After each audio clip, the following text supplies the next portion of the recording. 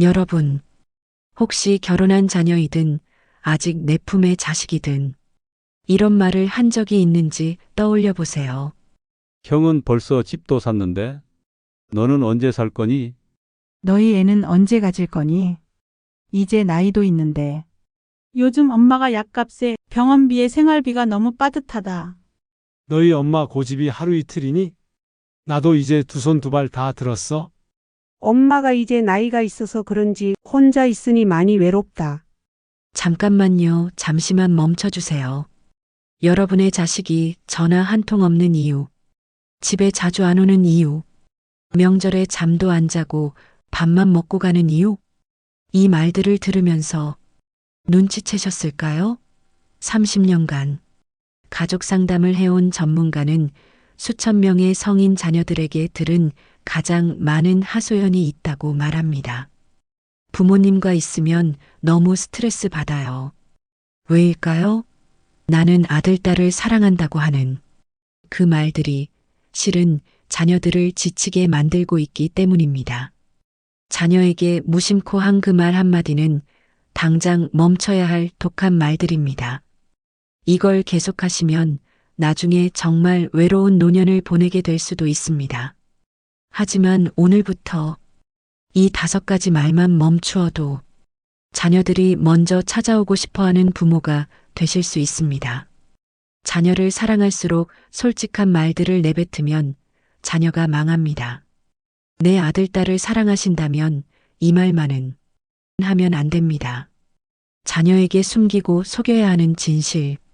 첫 번째, 형제자매끼리 비교하는 말입니다.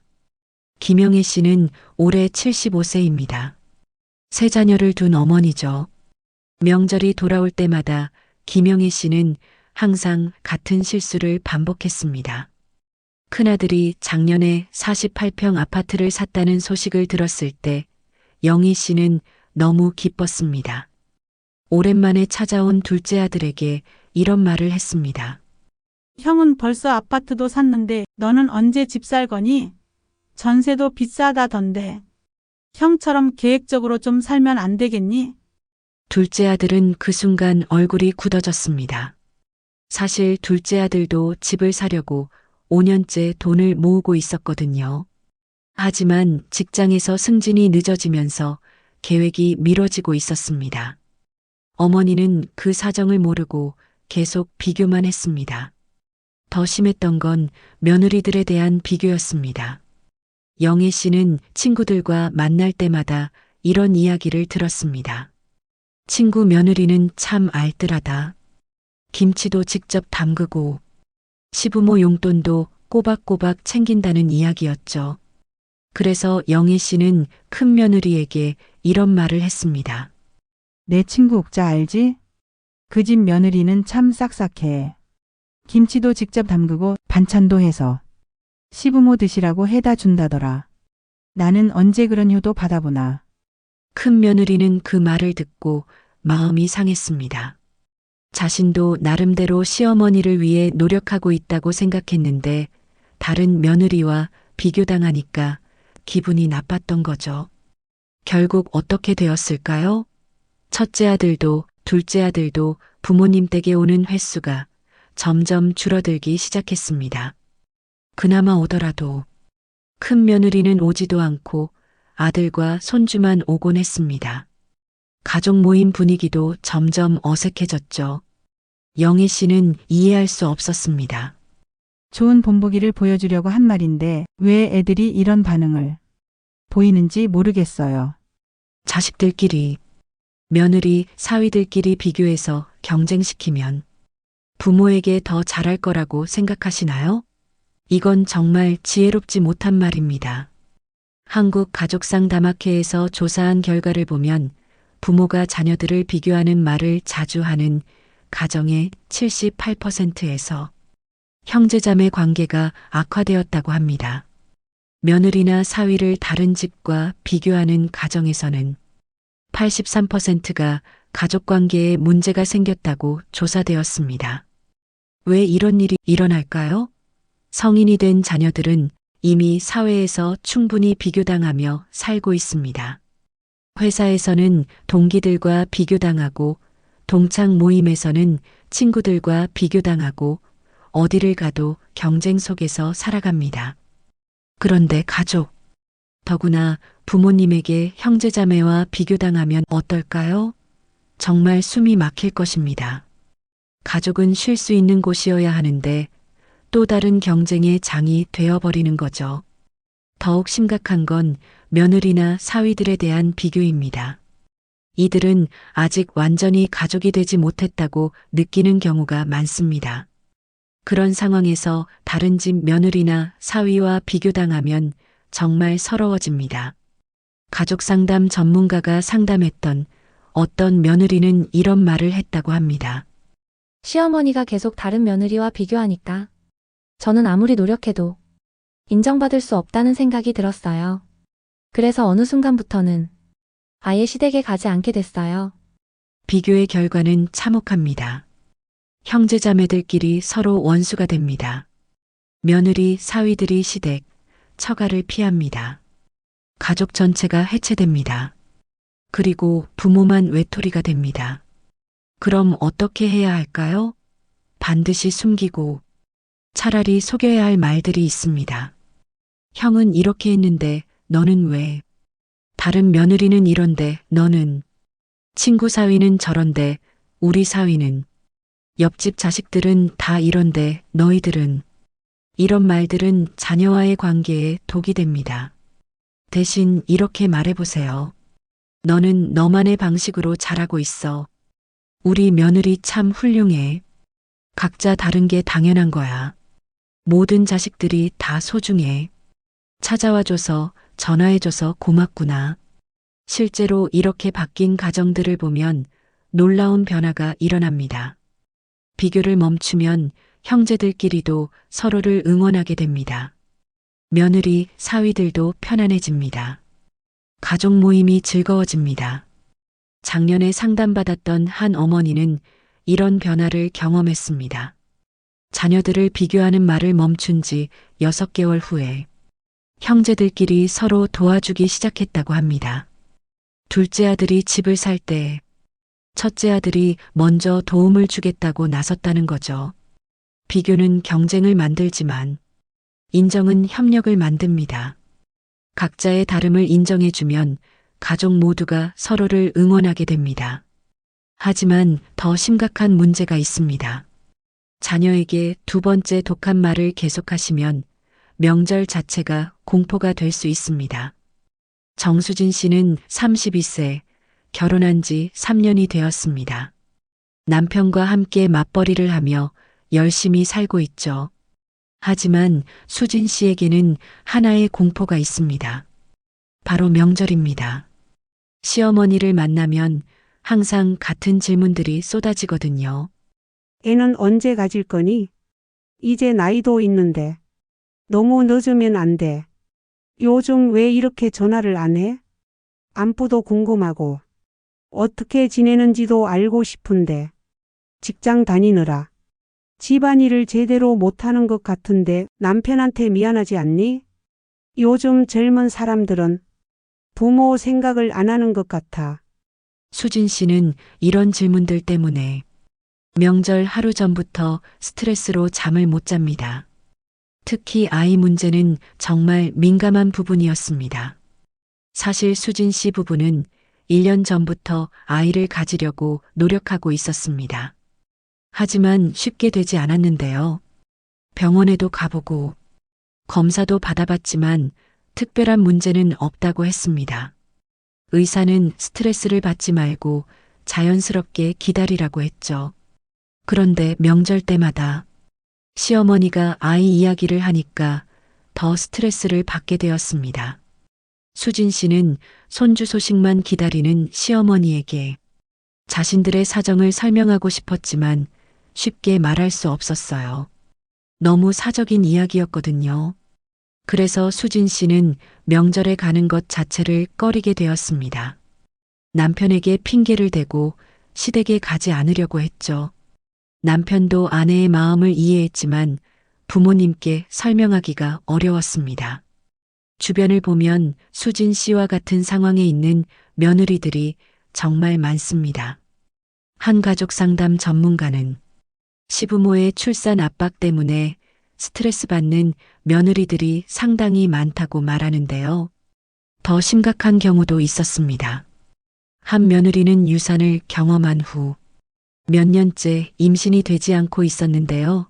시어머니가 계속 아이 이야기를 해서 우울증까지 생겼다고 했습니다. 출산 문제뿐만 아니라 다른 잔소리들도 마찬가지입니다. 전화를 왜 안 하냐? 집안일은 잘하고 있냐? 부모 생각은 하냐? 이런 질문들이 명절마다 반복되면 자녀들이 어떻게 느낄까요? 명절이나 가족 모임은 휴식이어야 합니다. 평소에 바쁘게 살던 자녀들이 잠깐이라도 편안하게 쉴 수 있는 시간이어야 하는 거죠. 그런데 잔소리 폭격을 받으면 고문이 됩니다. 요즘 30대, 40대 자녀들의 현실을 한번 생각해 보세요. 회사에서는 매일 야근에 시달립니다. 승진 경쟁은 치열하고 구조조정 걱정도 있습니다. 집에 와서는 아이들 숙제 봐주고 학원 차로 데려다주고 집안일도 해야 합니다. 주말에는 아이들과 시간 보내느라 정신이 없습니다. 이런 상황에서 명절에 부모님을 뵈러 갔는데 또 스트레스를 받게 되면 어떨까요?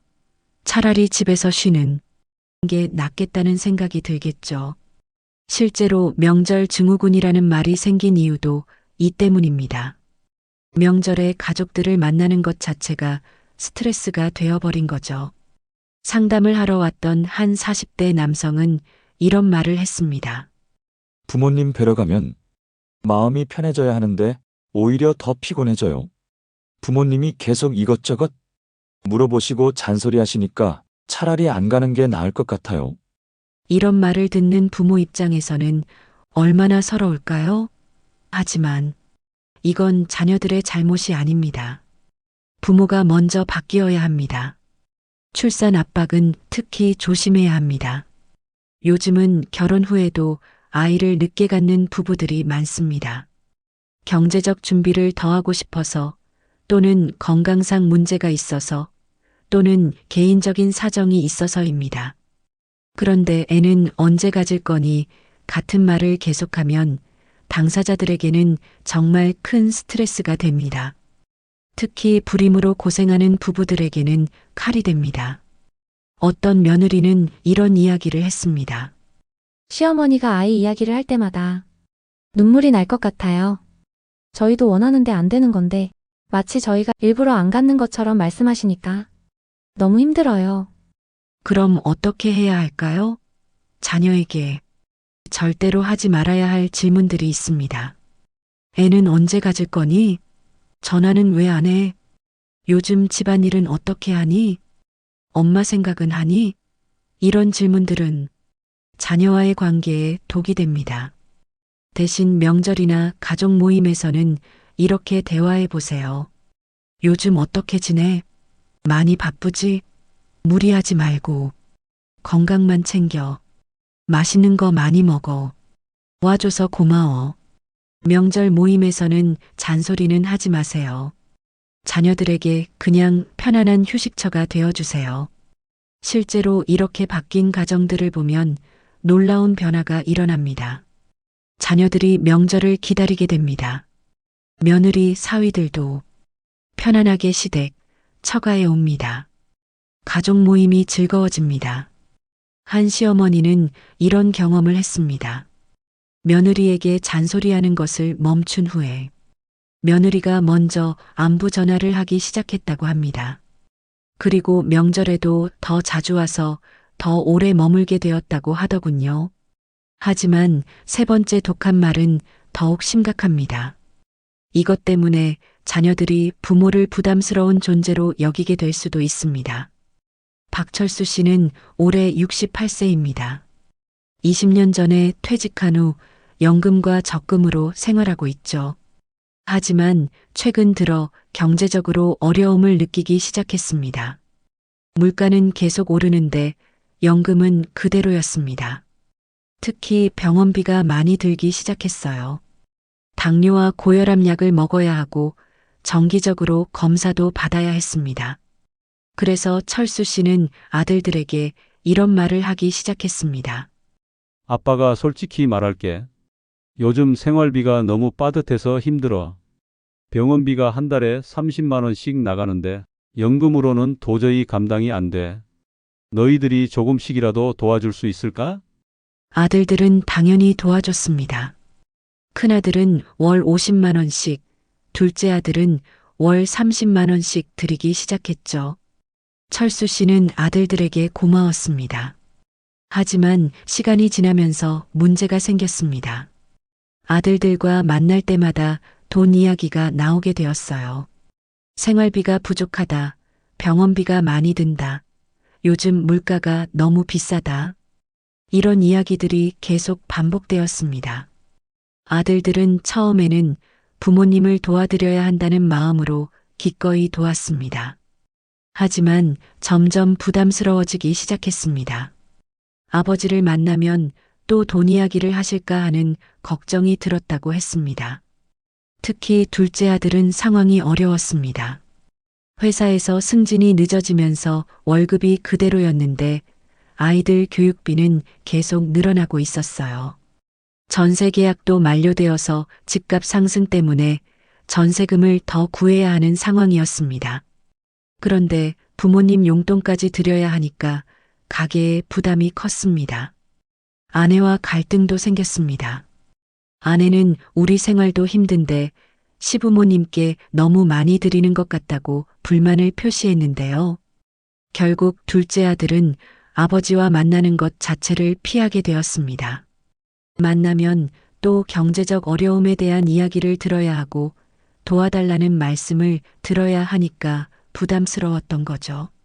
철수 씨와 같은 상황에 있는 부모님들이 정말 많습니다. 노후 준비가 부족해서 자녀들에게 경제적 도움을 요청하게 되는 경우들이죠. 하지만 요즘 30대, 40대 자녀들의 현실을 한번 생각해 보세요. 주택 대출이 평균 2억에서 3억 원입니다. 아이 한 명 키우는데 드는 교육비가 월 100만 원에서 200만 원입니다. 거기에 생활비, 관리비, 보험료까지 합하면 한 달 지출이 400만 원에서 500만 원은 기본입니다. 맞벌이를 해도 저축하기 어려운 상황이에요. 우리 부부 노후 준비도 제대로 못하고 있는데 부모님 부양비까지 부담하게 되면 정말 숨이 막힙니다. 또 다른 자녀는 이런 말을 했습니다. 부모님을 도와드리고 싶은 마음은 있지만 저희 가정도 너무 힘들어요. 아이들 교육비에 대출 이자에 거기에 부모님 용돈까지 드리면 저희는 정말 빠듯해져요. 또 다른 며느리는 이런 이야기를 했습니다. 시부모님이 경제적 도움을 요청하실 때마다 남편과 갈등이 생겨요.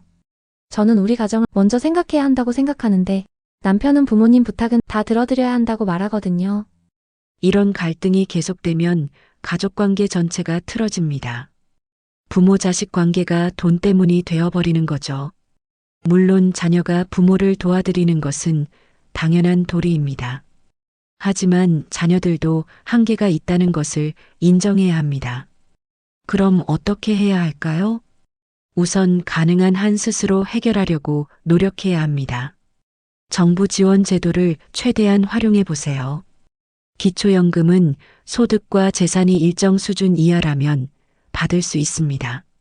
월 최대 33만 4천 원까지 받을 수 있는데요. 의료급여나 주거급여도 조건에 맞으면 신청할 수 있습니다. 또한 지출을 줄이는 방법도 생각해 보세요. 통신비는 요금제를 바꾸거나 가족 결합 상품을 이용하면 줄일 수 있습니다. 보험료도 재검토해서 불필요한 것은 정리하세요. 구독 서비스나 멤버십 같은 것도 정리하면 월 10만 원 이상 절약할 수 있습니다. 소득을 늘리는 방법도 있습니다. 노인 일자리 사업에 참여하면 월 30만 원 정도 받을 수 있어요. 본인이 잘하는 일이 있다면 그 일을 활용해 보세요. 자녀들과는 부담을 주지 않는 선에서 대화하세요. 너희들 살기도 바쁜데 부모 걱정은 하지 마. 우리는 우리끼리 잘 살고 있어. 이런 식으로 말하면 자녀들도 마음이 편해집니다. 실제로 이렇게 바뀐 부모님들을 보면 놀라운 변화가 일어납니다. 자녀들이 오히려 더 적극적으로 도와주려고 합니다. 부담스럽지 않으니까 자발적으로 도움을 주게 되는 거죠. 70세 한 어머니는 이런 경험을 했습니다. 자녀들에게 경제적 도움을 요청하는 것을 멈춘 후에 자녀들이 먼저 용돈을 챙겨주기 시작했다고 합니다. 그리고 명절이나 생일 때도 더 많이 챙겨준다고 하더군요. 부모의 경제적 자립은 가족 관계를 지키는 첫 번째 조건입니다. 하지만 네 번째 독한 말은 자녀들을 정말 무력하게 만듭니다. 왜 자식들이 부모를 피하게 되는지 이제 아시겠죠? 이순덕 씨는 올해 78세입니다. 3년 전에 남편을 먼저 보낸 후 혼자 살고 있는데요. 자녀들은 모두 결혼해서 각자의 가정을 꾸리고 살고 있습니다. 순덕 씨는 자녀들과 만날 때마다 이런 말을 하게 되었습니다. 엄마가 이제 많이 늙어서 혼자 있으면 너무 외로워. 요즘 몸이 예전 같지 않아서. 걱정이야. 무릎도 아프고 허리도 아프고 혼자서는 힘들어. 친구들도 하나둘 세상을 떠나니까. 마음이 허전하네. 자녀들은 어머니가 안쓰러웠지만 동시에 무력감을 느꼈습니다. 우리가 뭘 해드릴 수 있을까 하는 부담감이 컸죠. 큰딸은 어머니를 모셔와서 함께 살까 고민했지만 현실적으로 어려웠습니다. 남편과 아이들이 있는 상황에서 엄마까지 모시기는 부담스러웠거든요. 아들도 마찬가지였습니다. 맞벌이하는 상황에서 어머니를 제대로 돌볼 자신이 없었습니다. 그래서 자녀들은 어머니를 자주 찾아뵙기 시작했습니다. 일주일에 한 번씩은 돌아가면서 안부를 확인했죠. 하지만 갈 때마다 어머니는 같은 말을 반복했습니다. 외롭다, 아프다, 힘들다. 자녀들은 점점 지쳐갔습니다. 어머니를 위해 뭘 해드려야 할지 모르겠고 어떻게 해도 어머니가 행복해하지 않는 것 같았거든요. 특히 큰딸은 이런 스트레스 때문에 우울증까지 생겼습니다. 어머니를 제대로 돌보지 못한다는 죄책감과 자신의 가정도 챙겨야 한다는 부담감 사이에서 힘들어했습니다. 주변은 보면 순덕 씨와 같은 상황에 있는 부모님들이 정말 많습니다. 나이가 들면서 자연스럽게 생기는 외로움과 건강에 대한 걱정을 자녀들에게 계속 표현하게 되는 거죠. 하지만 이런 약한 모습을 계속 보이면 어떤 일이 일어날까요? 부모가 약해 보이면 자녀들이 더 불안해집니다. 부모는 자녀들에게 든든한 버팀목 같은 존재여야 하는데 계속 약한 모습만 보이면 자녀들이 의지할 곳이 없어지는 거죠. 그리고 자녀들은 부담감과 죄책감에 시달립니다. 부모를 제대로 돌보지 못한다는 생각 때문에 자신들을 책망하게 되는데요. 결국 자녀들은 부모를 돌봐야 할 짐으로 인식하게 됩니다. 사랑하는 존재가 아니라 부담스러운 존재로 느끼게 되는 거죠. 자녀들이 본인 삶에 집중할 수 없게 됩니다. 항상 부모 걱정을 하느라 자신의 일이나 가족에게 소홀해집니다. 가족 전체가 우울해집니다. 부모의 부정적인 에너지가 온 가족에게 전염되는 거죠. 40대 후반 어떤 여성은 이런 말을 했습니다. 어머니가 계속 외롭다고 아프다고 하시니까 저도 우울해져요. 어머니를 행복하게 해드리고 싶은데 방법을 모르겠어요. 또 다른 아들은 이런 이야기를 했습니다. 아버지가 계속 약한 모습만 보이시니까 저는 아버지를 존경할 수 없게 되었어요. 어릴 때는 아버지가 그렇게 든든해 보였는데 이제는 저를 의지하려고만 하시는 것 같아서 부담스러워요. 이런 말을 들으면 부모 입장에서는 정말 서럽습니다. 하지만 이게 현실입니다. 부모는 나이가 들수록 더욱 자녀들의 롤모델이 되어야 합니다. 인생의 선배로서 지혜와 에너지를 보여줘야 하는 거죠. 그럼 어떻게 해야 할까요? 자녀에게 숨기고 어쩔 때는 속여야 할 진실이 있습니다. 이제 많이 늙어서 혼자 있으면 외로워, 몸이 예전 같지 않아서, 친구들이 다 세상을 떠나서, 이런 말들은 자녀와의 관계에 있어서 독이 됩니다. 대신 이렇게 말해보세요. 나이는 먹었지만 아직 건강해. 요즘 새로운 취미를 시작했어. 인생 경험이 쌓여서 더 지혜로워진 것 같아. 너희들 덕분에 행복하게 살고 있어. 건강한 노후의 모델이 되기 위해서는 몇 가지가 필요합니다. 새로운 도전을 하세요. 운동을 시작하거나 새로운 취미를 배워보세요. 봉사활동에 참여해보는 것도 좋습니다. 70세에 수영을 배우기 시작한 할머니, 75세에 컴퓨터를 배우기 시작한 할아버지, 이런 분들이 자녀들에게는 정말 자랑스러운 부모입니다. 첫째, 긍정적인 마인드를 유지하세요. 감사할 일을 찾아서 표현하고 희망적인 이야기를 하고 기쁜 마음을 보여주세요. 부모의 긍정적인 에너지는 온 가족에게 전염됩니다. 둘째, 자립적인 생활을 하세요. 스스로 할 수 있는 일을 늘려가세요. 요리도 하고 청소도 하고 간단한 수리도 직접 해보세요. 자녀들에게 의존하지 않는 모습을 보여주세요. 셋째, 사회적 관계를 유지하세요. 친구들과 적극적으로 만나고 새로운 사람들과도 인연을 만들어 보세요. 자녀들만이 유일한 관계가 되어서는 안 됩니다. 실제로 이렇게 바뀐 부모님들을 보면 놀라운 변화가 일어납니다. 자녀들이 부모를 더 존경하게 됩니다. 부모를 만나는 것이 즐거워집니다. 부모의 긍정적인 에너지 때문에 자녀들도 더 활기차게 살게 됩니다. 67세의 한 어머니는 이런 경험을 했습니다. 자녀들에게 약한 모습 보이는 것을 멈추고 새로운 취미를 시작한 후에 자녀들이 오히려 더 자주 찾아오기 시작했다고 합니다. 그리고 친구들에게 우리 엄마 정말 멋있다고 자랑한다고 하더군요.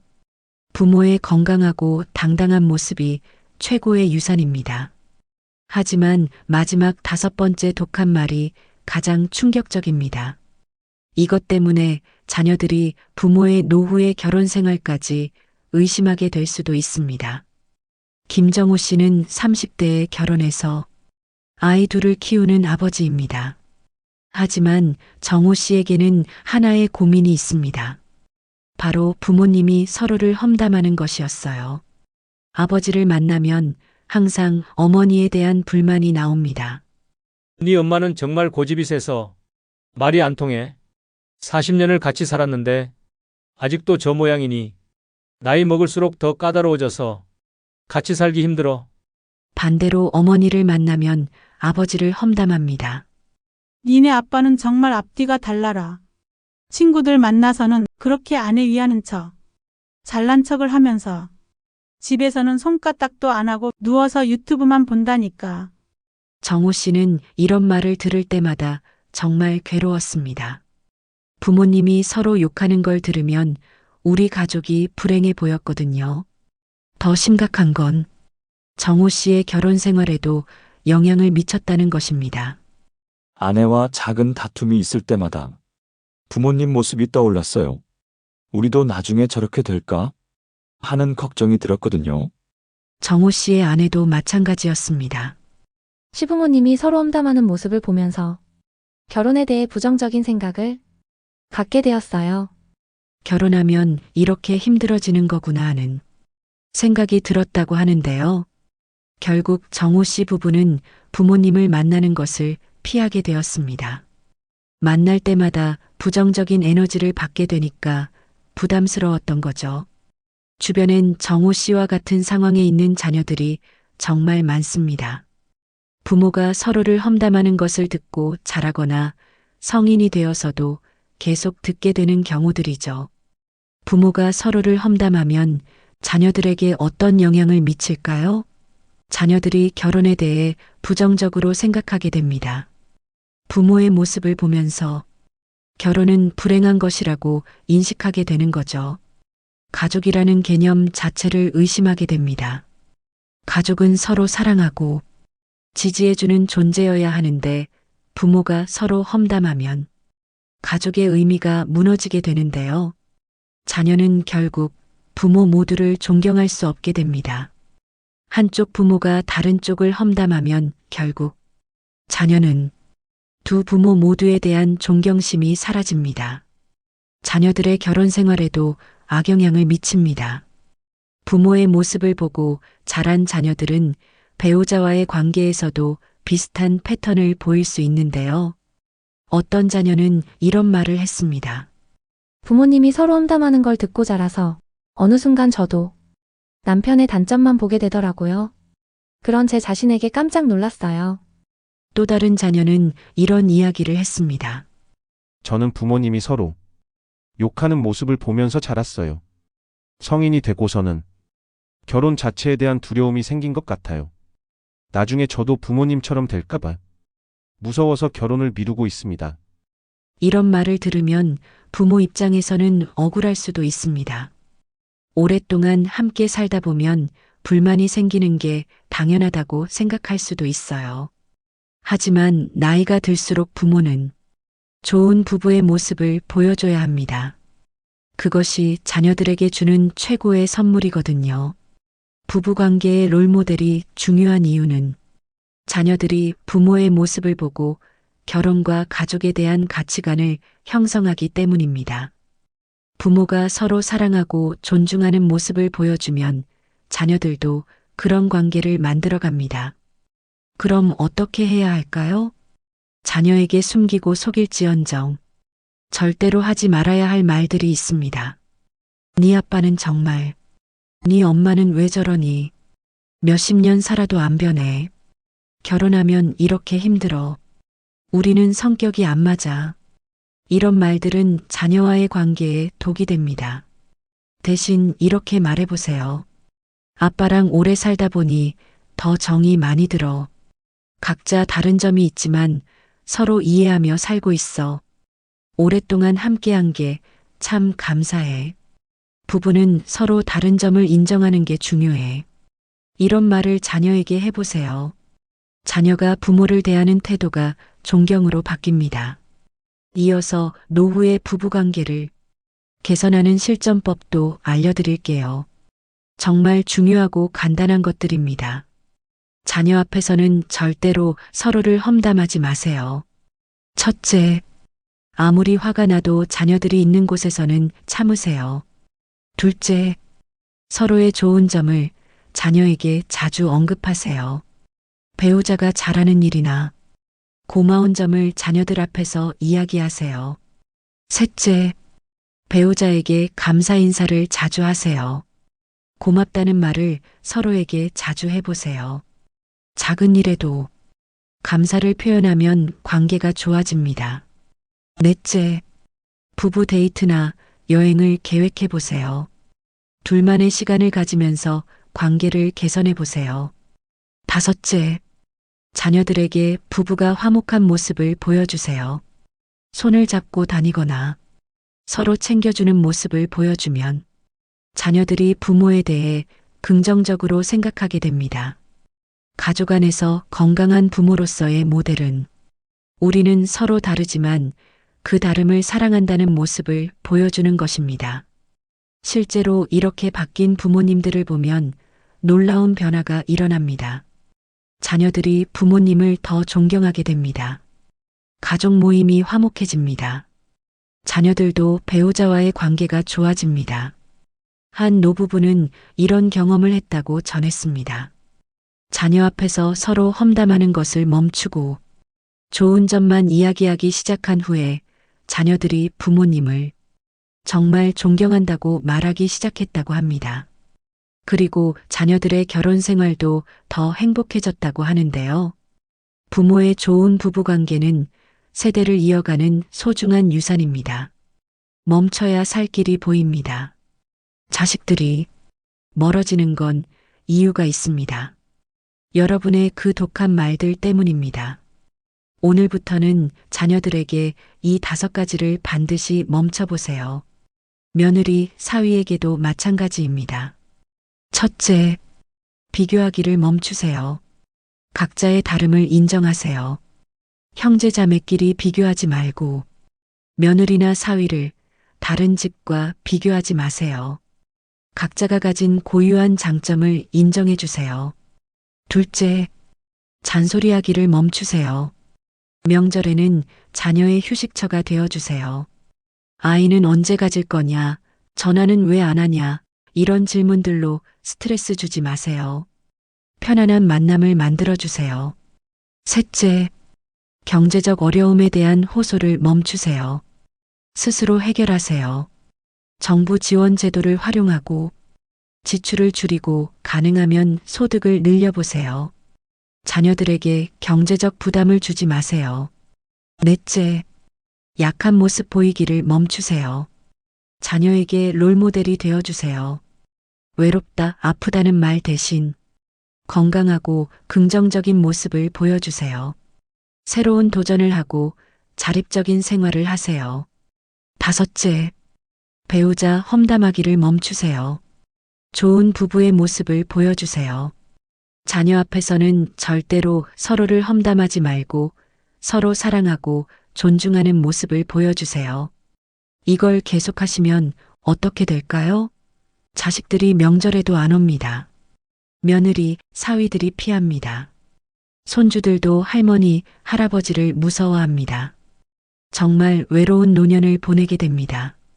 하지만 오늘부터 이 5가지만 멈추시면 어떻게 될까요?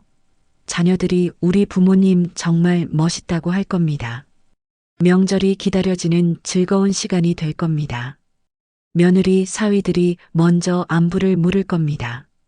손주들이 할머니, 할아버지를 자랑할 겁니다. 기억하세요. 나이가 들수록 부모는 자녀들의 인생 선배가 되어야 합니다. 비교하지 않는 포용력, 잔소리하지 않는 지혜로움, 의존하지 않는 자립성, 약하지 않은 강인함, 서로 존중하는 부부애. 이것이 진짜 부모의 모습입니다.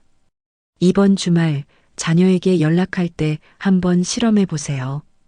비교하지 말고, 잔소리하지 말고, 돈 이야기하지 말고, 약한 소리 하지 말고, 배우자를 험담하지 마세요. 대신 요즘 어떻게 지내니? 건강하게만 살아라고만 말해보세요. 분명히 자녀들의 달라진 반응을 느끼실 겁니다. 자녀들이 존경하는 부모가 되세요. 그러면 자녀들이 먼저 찾아올 겁니다. 나이 들수록 더 멋있어지는 부모가 되세요. 오늘 잘될 라디오의 영상을 끝까지 들어주신 여러분, 오늘부터 실천해 보세요. 그리고 노후에 같은 고민을 하는 소중한 분들께도 많이 공유해 주세요. 모든 가족이 진짜 행복해질 수 있도록 말이죠. 자녀와 좋은 관계를 유지하는 나만의 비법이 있다면 댓글을 통해 모두에게 나누어 주세요. 서로에게 선한 영향력이 됩니다. 영상의 내용이 도움이 되셨다면 잊지 말고 구독과 좋아요도 눌러주세요. 잘될 라디오가 더 좋은 콘텐츠를 만드는데 아주 큰 힘이 됩니다. 다음 영상으로 또 찾아뵙겠습니다. 고맙습니다.